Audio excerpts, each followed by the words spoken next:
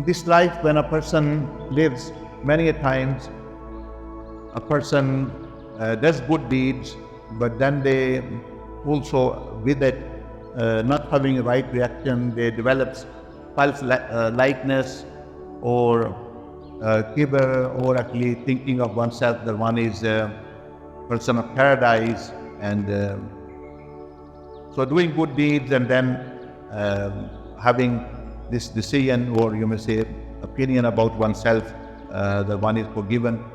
It is very dangerous. We find in one hadith that companion 𝐾𝐻 bin Ujra radiallahu ta'ala anhu, he said that once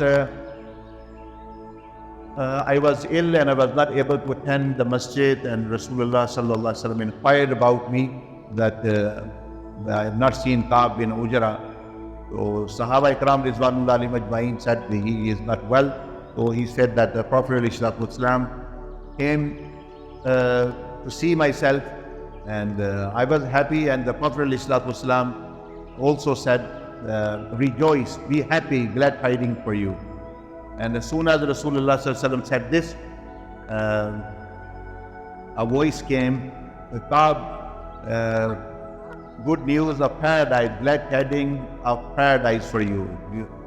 So the Prophet ﷺ said, who is this who is saying something about Allah subhanahu wa ta'ala's decision when he have not announced? Who is this? And 𝐾𝐻 bin Ujra radiallahu anhu said that, Ya Rasulullah ﷺ, this is my mother who have said this. So the Prophet ﷺ said that maybe 𝐾𝐻 have said something useless with his tongue. Maybe he did not give something which he should have given, which was the right of the other people.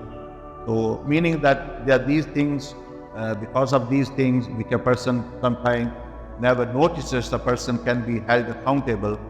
So imagine this is a Sahabi person staying with the Prophet sallallahu alaihi wasallam and praying behind Rasulullah sallallahu alaihi wasallam, and Rasulullah giving him glad tidings.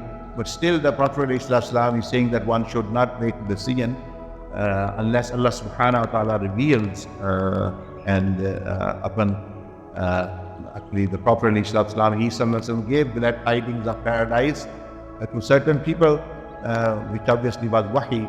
And now because of ختم نبوة and wahi has actually ended, so now there is no room for anyone, no matter how much pious, how many good deeds they do, that they have this opinion of themselves in back of their mind that I am a forgiven person, I am a person of Jannah, like this. This is very dangerous.